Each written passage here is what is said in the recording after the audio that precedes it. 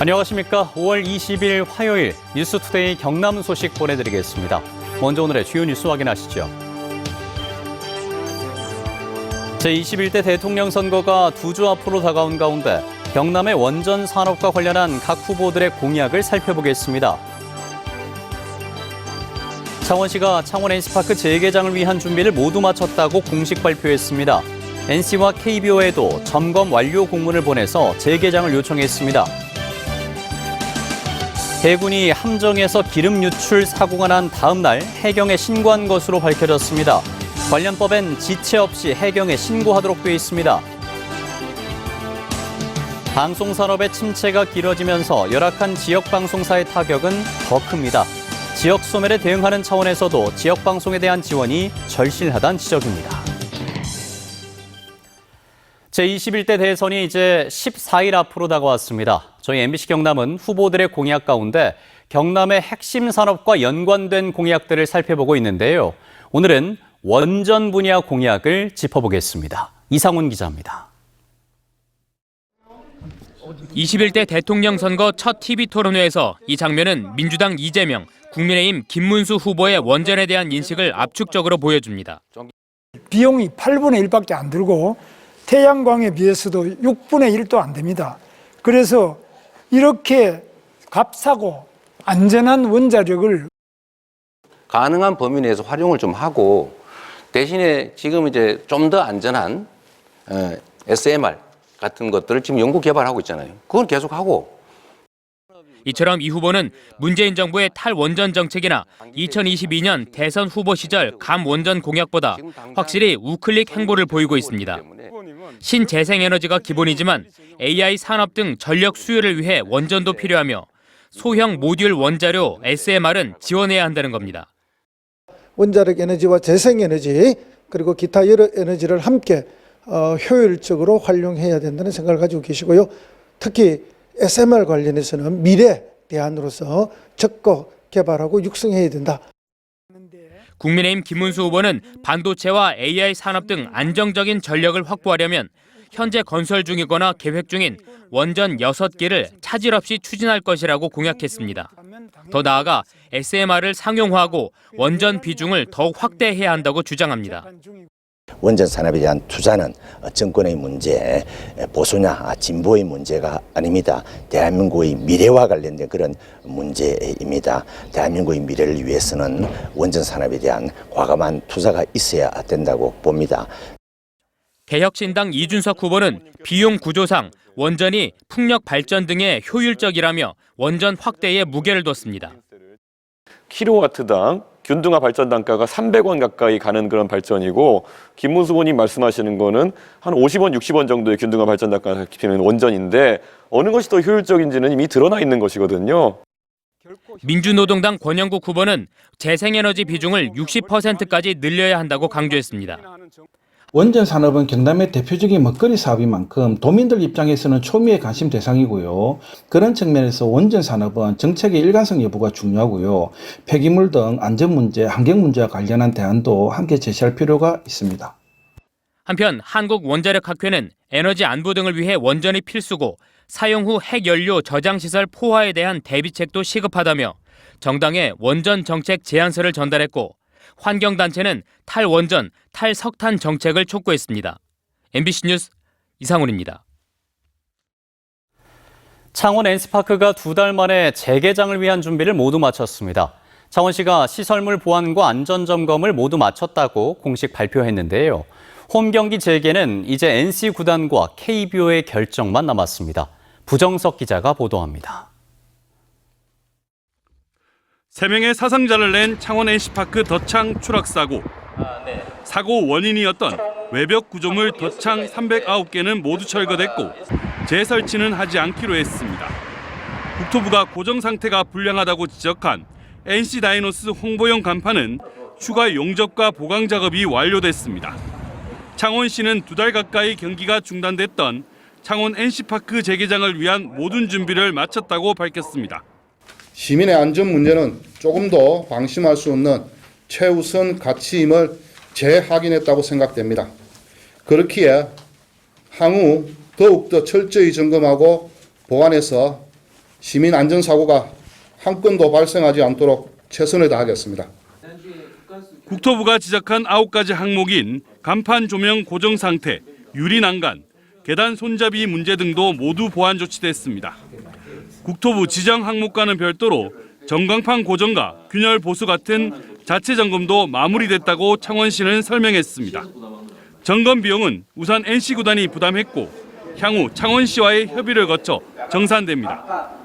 시민 안전을 위한 대책도 마련됐습니다. 안전관리 인력과 조직을 확대하고 기관별 점검은 합동 점검 체계로 전환됩니다. 정밀 안전 진단도 다음 달부터 착수해 홈 경기와 함께 이어갑니다. 창원시는 NC와 KBO에 점검 완료 공문을 보내 재개장을 공식 요청했습니다. 공문을 받은 NC는 내부 논의에 이어 울산 문수야구장과의 협의를 거쳐 KBO와 재개장 일정을 확정할 예정입니다. 현재 유력한 창원 홈 경기는 오는 30일 하나전으로 알려졌습니다. MBC 뉴스 부정석입니다. 지난 11일 해군 함정에서 10,000리터가량의 기름이 유출됐습니다. 그런데 해군이 당일 기름 유출을 인지했었지만 하루 늦게 해경에 신고한 것으로 밝혀져서 늑장 대응 논란이 일고 있습니다. 이민영 기자가 취재했습니다. 창원시 진해구 소모도 인근 해상. 오일 펜스가 설치된 바다에 기름띠가 둥둥 떠 있습니다. 해군 부두에 정박해 있던 2,500톤급 해군 함정에서 경유 10,000리터가량이 유출돼 인근 500m 반경까지 퍼진 것으로 추정됩니다.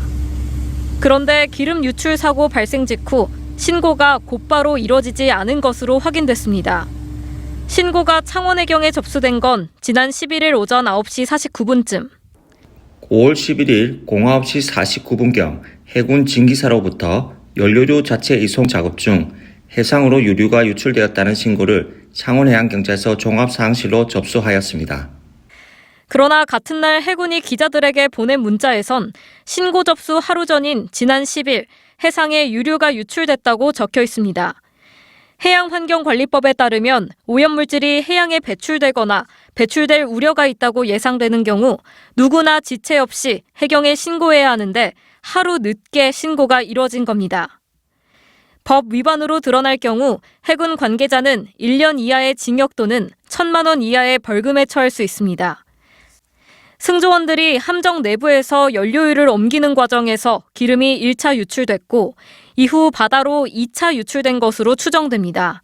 함정이 자체적으로 조치하다가 다음날 해가 밝으니까 자체 조치로 할 수 없다고 자기들이 판단을 해서 이제 저희 쪽으로 보고하게 된 거예요. 2차 유출, 즉 바다로 기름이 흘러들어간 건 언제인지 사고를 인지하고 곧바로 신고하는 등 대응 지침에 따라 조치가 이뤄졌는지 확인이 필요해 보입니다. 해당 함정이 소속된 해군작전사령부에 정확한 경위를 묻자 내부 조사 중이라 밝히기 어렵다는 입장을 반복했습니다. 현재 사고 원인과 경위를 조사 중이며 조사 결과에 따라 엄정하게 조치하고 유사 사고가 발생하지 않도록 재발 방지 대책을 수립하겠습니다. 해군의 늑장 대응 논란이 이어지는 가운데 이번 기름 유출로 어민들은 어장 피해로 이어질지 걱정입니다. 일단 원전 앞에는 좀 일부 좀 나왔고 어제 같은 경우는 수정만 앞에 안녕마을하고 그쪽에 이제 기름띠가 많이 나와가지고 해군과 해경은 유출된 기름에 대해 방제를 완료했다고 밝혔지만 사고 발생 나흘째인 지난 13일에도 창원시 구산면 해상에서 기름띠가 보인다는 신고가 접수됐습니다. 해군과 해경은 추가 방제 작업과 함께 이 기름띠가 해군 함정에서 유출된 기름인지를 들여다보고 있습니다. MBC 뉴스 이민영입니다. 지역방송은 지역 여론 형성의 장이자 지역 균형 발전의 핵심 역할을 담당하고 있는데요. 하지만 방송산업의 침체가 길어지면서 특히나 지역방송들이 큰 타격을 받고 있습니다. 이 지역 소멸 대응을 위해서도 지역방송을 위한 제도적, 정책적 지원이 필요하다는 지적입니다. 정인곤 기자입니다. 지난 3월 영남권을 덮친 초대형 산불. 꺼지지 않을 것만 같던 산불은 10만 4천 헥타르의 산림을 태우고 1조 800억 원의 재산 피해를 안겼습니다. 이 같은 재난 현장에 누구보다 빠르게 달려가서 끝까지 남아 있었던 건 지역방송이었습니다. 지역방송은 이처럼 지역의 상황을 담아내고 지방자치시대 여론 형성 기능에 중요한 역할을 하고 있지만 급변하는 미디어 환경 변화와 함께 찾아온 방송산업 침체에 직격탄을 맞고 있습니다. 지난해 지역 방송사의 광고 수익은 7% 가까이 감소했고 취약한 수익 구조로 흑자를 기록한 곳은 한 손에 꼽을 정도입니다. 지방자치시대 지역방송 지원을 위해 열린 토론회에서 현실적인 지원 방안 마련이 필요하다는데 참석자들이 의견을 모은 이유입니다. 지역방송 규제 특례를 통해서 중간 광고를 증가시켜준다거나 아니면 다양한 규제 개선 혹은 협찬 중에서도 제목 협찬 이런 것들을 해주자는 얘기를 정부에서도 많이 했었는데 실제로 실천이 없었습니다. 지역 방송사는 지역 소멸을 막기 위한 지역 여론 형성에 기여하고 있지만 정작 지원은 점점 쪼그라들고 있는 게 현주소입니다. 지역 방송사가 공익 목적 방송 발전을 위해 내는 방송발전 기금은 한 해 2천억 원에 육박합니다. 하지만 39개 지역 방송사에 지원되는 정부 지원 예산은 50분의 1 수준인 45억 원 정도에 그치고 있습니다. 지역 방송들도 열심히 위기를 탈출하기 위해서 자구책을 열심히 추진하고 있습니다. 그렇지만 새 정부가 출범하면 정부 차원의 절실한 지원책도 효과적으로 집행돼야 한다 이렇게 생각합니다. 열악한 재정 구조와 턱없이 부족한 지원에 이제는 존립 자체를 위협받고 있는 지역 방송. 수도권 집중화와 인구 절벽을 막기 위한 방파제 역할을 할 지역 방송에 대한 제도적 지원책 마련이 시급하다는 목소리가 점점 더 커지고 있습니다. MBC 뉴스 정인곤입니다.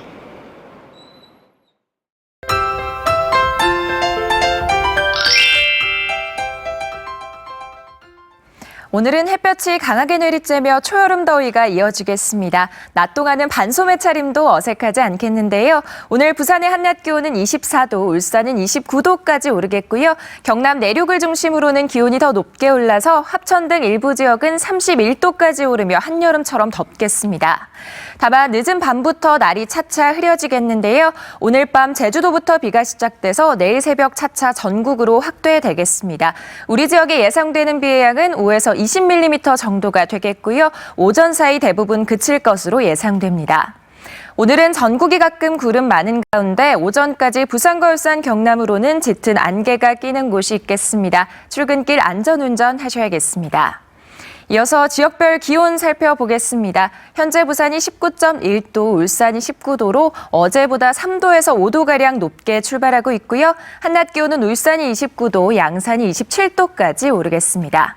경남 기온도 살펴보겠습니다. 아침이지만 현재 창원과 창녕은 20도를 웃돌며 온화합니다. 창원의 한낮 기온은 27도까지 오르겠습니다. 내륙 지역은 낮 기온이 크게 올라 덥게 느껴지겠습니다. 진주의 한낮 기온은 27도, 함양은 32도까지 오르겠습니다. 오늘도 바다의 물결은 최고 1.5m로 잔잔하게 일겠습니다. 내일까지 예년 기온은 웃돌며 포근하겠고요. 한낮 더위는 주 후반 들어 다소 누그러질 전망입니다. 날씨였습니다. 거제시 보건소가 최근 관내에서 SFTS, 즉 중증 열성 혈소판 감소 증후군 확진 환자가 발생했다며 시민들의 주의를 당부했습니다. SFTS는 주로 4월에서 11월까지 바이러스를 보유한 참 진드기에 물려서 감염되며 물린 후 2주 이내에 고열이나 구토, 설사의 증상이 나타나는데 심할 경우 혈소판, 백혈구 감소로 사망할 수 있습니다. 경상남도가 신용등급이 낮은 도민들을 대상으로 최대 150만 원까지 생계비를 대출해주는 경남 동행론을 다음 달 말에 출시합니다. 이를 위해 어제 도내 18개 시군을 비롯해 서민금융진흥원, 도내 금융기관과 사업 추진을 위한 업무 협약을 맺었습니다. 경남 동행론은 신용등급 하위 20%이면서 연소득 3,500만 원 이하인 만 19세 이상 도민들을 대상으로 한 맞춤형 금융지원 사업이며 연체자 대출 상품도 오는 8월 말에 추가 출시될 예정입니다. 경상남도의 대중교통비 지원 사업인 경남 패스가 시행 넉 달 만에 가입자 21만 명을 넘겼습니다. 정부의 K패스를 확대한 경남 패스는 시내버스 등 이용 횟수에 따라 성인은 최소 20에서 최대 100%, 75세 이상은 이용 횟수에 상관없이 교통비 전액을 돌려주는 제도며 올해만 12만여 명이 신규 가입하는 등 경남의 대표 교통복지 정책으로 자리매김하고 있습니다. 마창진 환경운동연합 등이 어제 가포신앙 운영사인 아이포트 앞에서 마산만 매립을 철회하라고 촉구했습니다.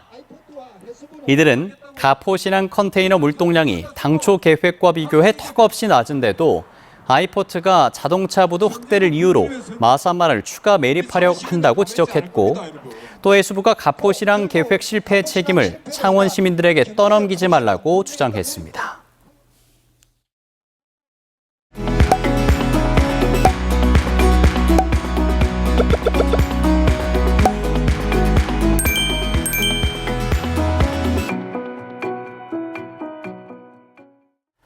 민주노총 서비스연맹 마트노조 경남본부가 홈플러스 사태와 관련해 기자회견을 열고 MBK 파트너스 김병조 회장에 대한 국회 청문회 요구를 국민의힘이 동의하지 않고 있다며 청문회를 조속히 개최하라고 촉구했습니다.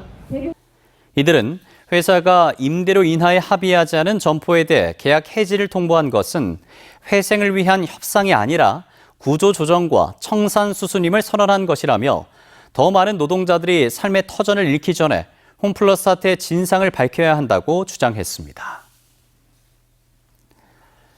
한국노총 경남본부가 어제 더불어민주당 경남 선거대책위원회와 정책 협약을 맺고 대선 승리와 노동이 만드는 정의로운 사회 대전환 실현을 위해서 함께 노력하기로 했습니다. 이어서 경남본부는 기자회견을 열고 이재명 후보가 성남시장과 경기도지사 시절 보여준 과감한 정책 추진력과 취약계층을 위한 촘촘한 복지 정책을 통해서 사람 중심의 행정을 실천했다며 21대 대통령 선거에서 이재명 후보를 전폭적으로 지지한다고 밝혔습니다. 진주시가 어제 영국의 글로벌 소프트웨어 인증 전문 기업인 LDRA와 우주항공산업 인증 생태계 구축을 위한 업무 협약을 맺었습니다. 협약에 따라 진주시와 LDRA는 우주항공 분야 전문 인력 양성과 지역 기업의 해외 진출 지원은 물론 진주시 우주항공 클러스터 조성 자문 등 다양한 분야에서 협력하기로 했습니다. 창원시가 방산 전자부품 기업인 동환시스템과 112억 원 규모의 투자 협약을 맺었습니다. 이번 협약으로 동환시스템은 창원 국가산단에 있는 본사를 동전 일반 산단으로 이전하고 2027년까지 공장 신축을 마무리하면 21명의 새로운 일자리가 생길 것으로 기대를 모으고 있습니다. 함양군이 지역 농특산물의 중국 시장 진출을 위한 탐색 매장 2곳을 중국 광저우시에 열었습니다. 함양군의 탐색 매장은 7개월 동안 함양의 농식품 20여 종을 현지에 소개하고 소비자들의 반응을 파악하는 등 중국 수출 확대를 위한 거점 역할을 맡습니다. 거제시가 민생회복지원금 조례안의 심의 의결을 위한 원포인트 임시회 소집을 요구한 것에 대해 거제시 의회가 오는 23일 임시회를 열기로 했습니다. 거제시 의회는 국민의힘 8명, 민주당 7명, 무소속 1명으로 구성돼 국민의힘 의원들이 모두 반대표를 던지면 부결될 수밖에 없어서 임시회 통과는 불투명합니다. 네, 화요일 뉴스 투데이 경남 여기에서 마치겠습니다. 오늘도 함께해 주신 여러분 고맙습니다.